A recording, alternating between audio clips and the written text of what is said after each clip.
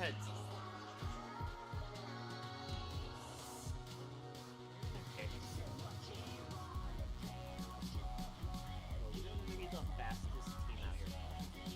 That is my plan for this season, is to be the fastest squad out here.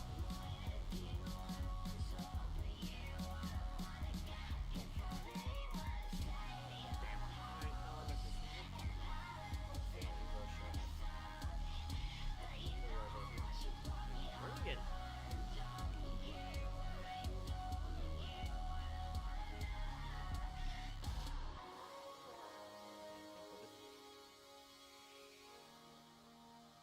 Damn it. Alright, boys. We're throwing this bitch. Yeah. Shut up, to the lane. 4 birds. You know, the OG. Let's get it.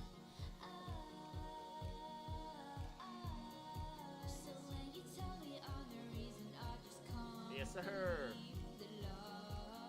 Let's go.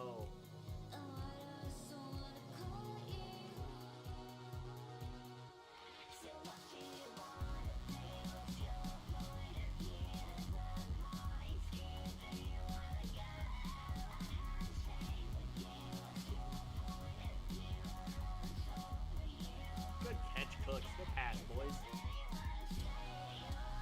get it. Cooks, we're going for the team. Great success, though.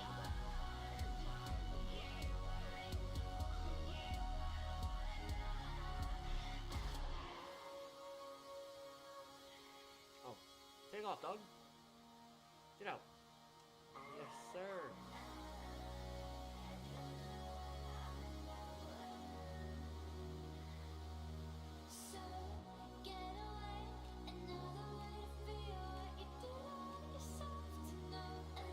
What time it is? Cutter. Yes, sir. You already know what time it is. Let's get it. Ouch. Come on.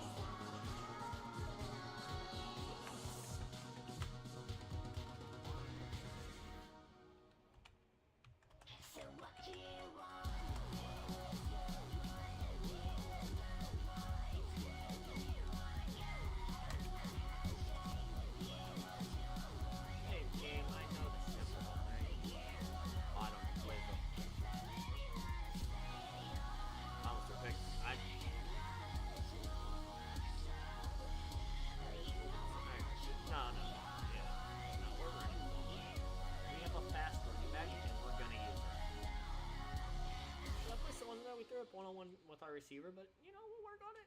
Take off. Nice. Back-to-back times.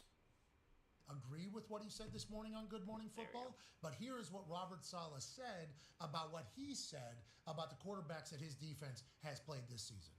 The word embarrassed was probably not the right choice of words for me at that time, but I do.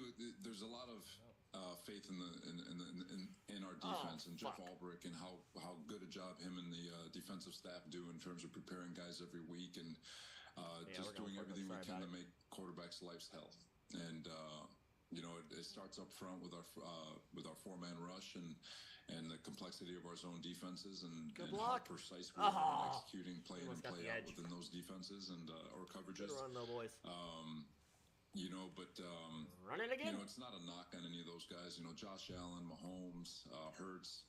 They're some of the best quarterbacks in all of football, and anytime you can get an opportunity to play those types of players, it's always going to bring out your best. And first down. You know, but there's a lot of pride to it. You know, they're the best of the best, and when you can perform at a high level versus the best of the best, it is something to be proud of. But you know, we're still going to get a lot of opportunity coming up. You know, the Giants, Daniel Jones gets back healthy, got a lot of respect for him, and even Tyrod and all his career. And you'll just look at the list of quarterbacks. You got Herbert following after that, and there's so many damn good quarterbacks in this league. And it is a quarterback-driven league, and when you can make it hard on them, it's always fun. I appreciate that he had to come out and say that I didn't mean embarrass because every quarterback that he was talking to understood that he was just talking shit. Now, I assume a lot of media people kind of took his words and made it a much bigger deal than Patrick did or Josh Allen or Jalen did. But he was just kind of saying, we embarrassed them. Like, I think just in passing. Oh, that being said, we looked at a lot of the stats. I mean, this is a defensive year. And their defense has the capability to be able to carry them into a position in which if Aaron Rodgers is able to get back and play, why not the Jets? Have we fully comprehended that is a potential storyline of this NFL season? That going into the year, Aaron Rodgers and the Jets was OD'd in everybody's face. Yep. And boom, propaganda. Bang. Good stuff, defense. You're going to win a Super Bowl. Boom. The Jets fans, it's different this year. Bang. Lasted 4 plays. Even after that United States flag being run out on a MetLife on September 11th. I mean, what a moment. It was a movie being made. Then the movie gets put on pause. Achilles, you're done. Aaron says, I don't think so.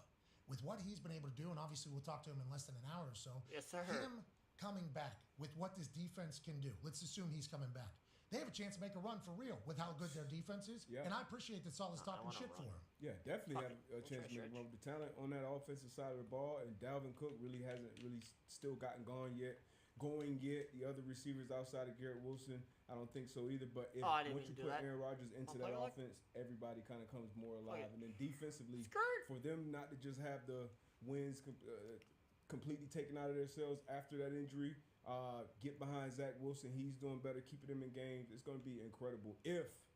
What a movie that would be. Y'all thought we were watching a movie. Come back. And it's becoming much more believable now. Obviously, after we saw him throwing the ball last week, who knows what he's going to be doing 2 weeks from now. Like, if he can get back by, week 14, 15, that would be crazy. Shannon Sharp said this morning that what I know about medicine is what Shannon said. What we all know about medicine, there's no way he can come back as fast as he can.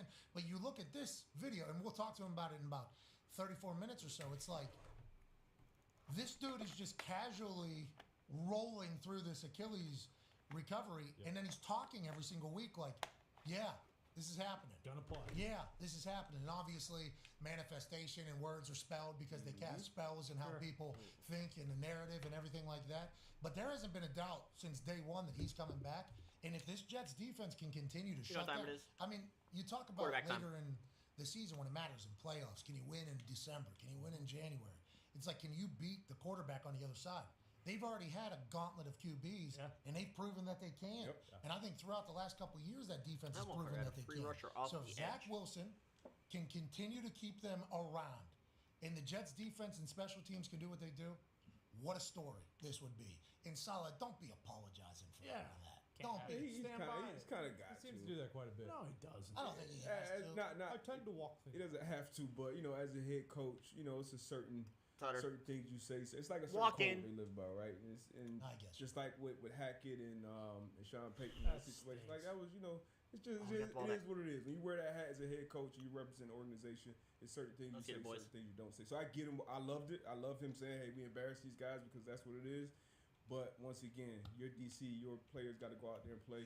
I respect it. I get it. Right? I understand he was probably told to apologize or to correct himself by the Jets PR person, who was certainly something.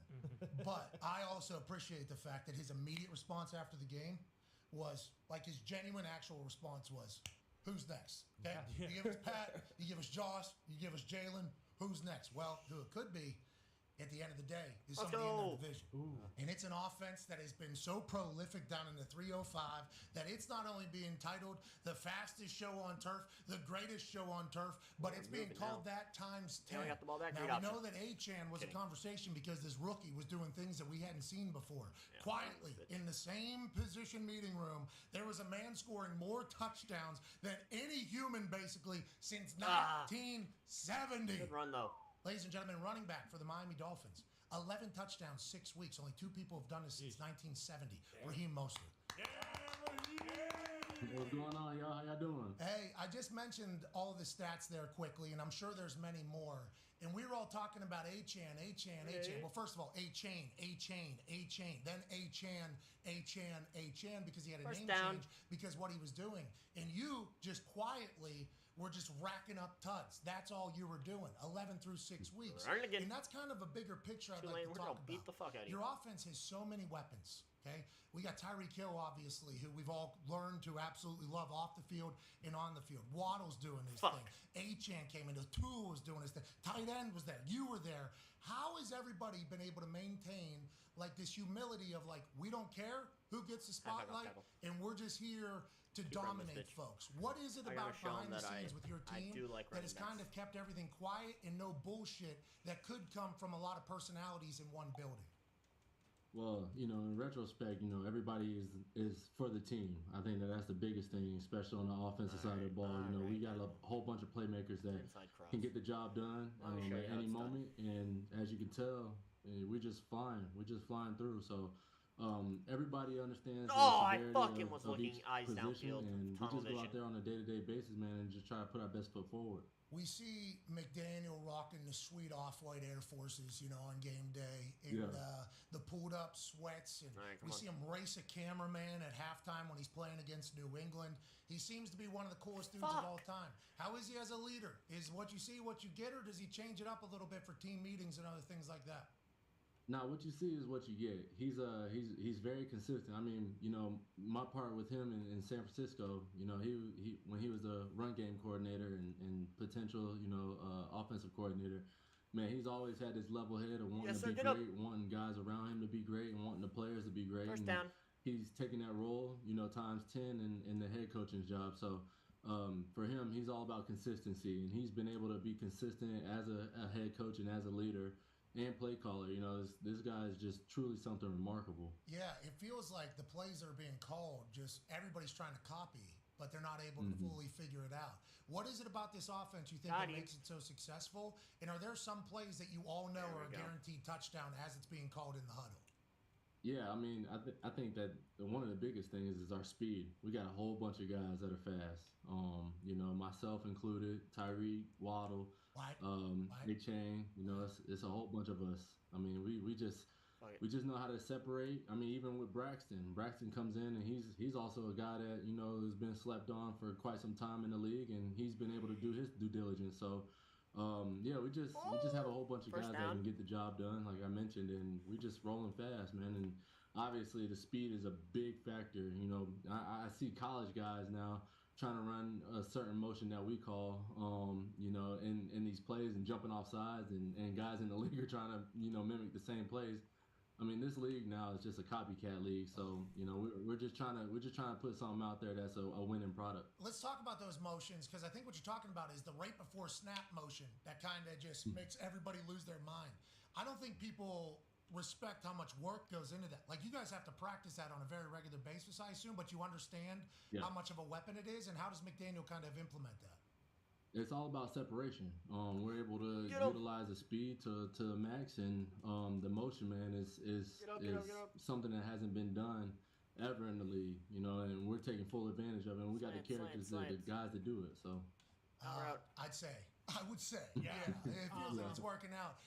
Last question for me before the boys have some. I fell this year, and we talked about his jiu-jitsu, and we have eagerly awaited the time where a defensive end comes around, he throws the ball, then he grabs his arm, puts him in an arm bar, and breaks that shit in the middle. Like, that's what we're hoping for. December football, when it really matters, we hope Tua bust that out. But what have you seen from, I feel like we've seen a lot more of Tua's personality this year, publicly at least. I don't know about behind closed doors. What have you seen him take another step in this year, both as a leader and the face of your franchise? Yeah, I mean, he's going into year 2 in the offense. He hasn't been able to do that, since he's entered the league, and I think that's a big, turnover for him. And he's always had that leadership mentality. I mean, last year, for me working with him for the first time, I could tell that he was poised to be a great leader. He speaks very well. He wants the best out of the guys in the room, or the guys around him. And he's very selfless. He's a selfless type of guy, and he wants the best, like I said. Show these boys they can't play with us. With this year, he's just taking these leaps and bounds that are just, remarkable. If you see what he's doing, I mean, he's breaking all kinds of records. He's holding himself to a higher standard, and I think that's what you need in a quarterback. Yeah, because last year we saw a little bit of it when they were talking about his deep ball ability, and in the press conference he was like, "Did you see the?" Remember he. Yeah. And he's talking his talk too. He's letting it be known that, hey, you trying to count me out on my deep ball. Look what I'm doing. Yeah, I loved it. He's doing it quietly. So I loved it, Raheem, because like before that, we didn't hear anything from him. He almost like didn't talk. And the way the Dolphins had treated him, this is old days, Gumpy. I'm not talking about now. But that first year for Tua in the NFL with the Dolphins was not like a fun experience, I don't think. He was super quiet. To see that he's got his confidence still and almost like his swagger, and then what you guys are able to do, it's like, it's a beautiful thing about not giving up on a quarterback too quick. Ty has a question for you about that point. Yeah, Raheem, a lot of people are saying you guys are the greatest show on turf, like times 10, and a lot of people remember how good those St. Louis Rams teams are. Obviously, when you're scoring 70 points against the Broncos and just putting up a bunch of points every week, it's probably, it's just week after week for you guys, but how aware of like your historical greatness on offense is the entire offense? I mean, we try not to put ourselves in that category. We feel like we're in our own category. But all in all, we're just trying to go out there and just trying to make, the best of the situation. And of course, that comes with a lot of scoring. I will go score, I say. I was talking to Eric Stewsville, my running backs coach, Sunday, and I was like, hey, because, he witnessed a whole bunch of games, and he was, he witnessed that team, St. Louis Rams, when they're the best show on turf. And I asked him, I said, hey, look, how do you feel about us being the best show on turf? And he was like, we ain't on turf anymore. And this is probably the fastest team I've ever been a part of and I've ever witnessed in all of football. So to even be, recognized in that category with a great team like that Rams team, I mean, it's remarkable. But, you do have to keep that level head, and you have to keep pressing on, and each week brings a challenge. This week especially, we're going to go against Philly, which is an unbelievable, group of guys over there. I see what they're doing on both sides of the ball. Even on special teams, they're just flying, and it's going to be a challenge for us. But, if we can control what we control, I mean, nobody can really beat us. Hey, can we talk about that, though? Like, you guys hang 70 on a team, and everybody just is like, it's the greatest offense of all time. But, like, every week in the NFL, you're playing against somebody. There's great teams every single week. How do you guys maintain the thought of, like, we're not, maybe we don't hang 50 today or 40 today? Is that, is there messaging on the wall, like, maybe not this week, though? And then how do you all remind each other, like, we need to keep going? Because it's only week 6. It's only week 6. Yeah. You know what I mean, Ray? No, that's a good question. I think that the biggest thing that we try to focus on is what we can do. We're not worried about how many points we're going to put up. We know that we're gonna be impactful in the game. And this past week, I mean, we played against Carolina, and they were up 14-0 within like the first 8 minutes of the game, and we were like, hey, we need to tighten up now. It's not like us. We had our first 3 and out in the first quarter of the season, and we didn't put our heads down. We weren't like, oh man, this game's already over with. No, we were like, look, this is gonna be an even better challenge for us when we come back and do what we got to do. So we don't necessarily look at, oh, hey, we're gonna put up 60 points this week and 20 points or 30 points. We're just like, whenever you get that opportunity, you better watch out. Yeah, it took you guys 2 drives, by the way, to come back for that. And that was I didn't turn quick after that whole thing. Yeah. The speed. Tone has a question for you. Yeah, Raheem, a lot's been talked about the speed on your team. I believe you, Tyreek, A-Chain, and Waddle have all been clocked at 23 miles an hour on the field, which is absurd. Have you guys had a chance, all 4 of you, to line up and race, or has there been any talks about that, creating a 4x1 team for the Olympics? What are we doing over there? Yeah, I mean, we talk all the time. We always joke about it, each other's speed, and I tell everybody I'm the fastest in the room. I'm the fastest in the group, and if you ask everybody else, they'll tell them that they're the fastest. But all in all, we do feel like we have the fastest. We know that we have the fastest team in the NFL, and if anybody else wants to compete with us in the 4x1, we'll take that challenge full on. We're just trying to figure out who's gonna lead what leg. I told the guys that I'm either a first leg or last leg, and Reek is like, I'll take second. Jalen's like, hey, I'll take the second leg, and Devon's like, hey, I'll take any leg. So it's really a toss up, man, honestly, and yeah, it's fun, man. It's definitely a fun experience. I think I've heard that you guys raced in the OTAs. Is that true? Do you guys race? I missed that race. Oh, what happened? Yeah. Okay, so because this is standard operating procedure for workouts, conditioning. Afterwards, two guys talking shit to each other. Okay, let's race. I would assume down there, this is something that every human that's been there has been the one that has won the race all the time. So you guys had a race, you weren't there. How'd we miss it? When did we do another one? We're familiar. I guess the receivers had something going on with, running starts, or like, they try to get out of their breaks or whatever, and something happened between Jalen and Tyreek. I don't know the specifics all that well, and I can't give you any insight, but I better be ranked. let's just say it was a good race. Hold on though. Two ranked teams back-to-back weeks. Though, because Tyreek, I mean, I don't want to say a guy hawked him last week. Oh, yeah. You heard what he said the other week, though. He did mention how he was washed up. So I mean, you could say that about me too, because I didn't. Yeah, but Raheem, the only reason week. why I think we all just assume Tyreek is the fastest. How did is because, Tulane he get was votes? calling out I Usain beat the Bolt. fuck out of. Do you remember that? Oh yeah. He was calling out. He was calling out Usain Bolt. It wasn't like other NFL guys. It was like, hey, the guy that is known for just being the fastest human on earth would love to see. Would love to see how this goes. And I think we've seen him do some track. You were an accomplished track guy, I assume. Yeah, I was at Purdue, 4-time Big Ten champ. So. Well, they got speed in the Big Ten too. That's right. A lot of it. You know what I mean? People aren't talking about it. Speed in bunches. People aren't talking about it. All right. Well, we appreciate you joining us. Congrats on the hell of a start to the season. I can't wait to watch you guys the rest of the way. And when you set up that race, there has to be money to be made in that. You know what I mean? There has to. I mean, we'll see, but it's all about bragging rights, right? That's what you want at the end of the day. Is all about the bragging rights and a nice little donation to the foundation. So if we can get that going, then I'm more than welcome. I want to be in that race for sure. Yeah, consider it done. Yeah, I don't know what number it is, but we can find it. We appreciate the hell out of you, ladies and gentlemen. Raheem Mostert. Okay, interesting. Very interesting. When you have that much speed in an off-season workout, I couldn't even imagine the chatter that's happening. Because you're running sprints. And although the coaches are counting, and I'm a guy that is just getting in before the time that we need, there are guys that are, actually working on getting faster in those sprints.